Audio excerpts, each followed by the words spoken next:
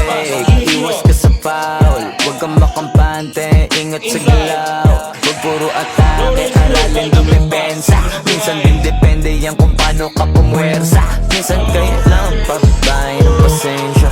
Isa yan sa mga pangunahing diferensya. Pag natambakan ka na doon ka mag-apit, pero pag nakalamang ka na nakakampante, sana kuha mo yung punto mula simula hanggang sa dulo. Dapat isagad mo yung laro mo. Dapat lagi nakatuto kada minuto. Parang araw maging icon. Gusto ko kagaya ko si Idol.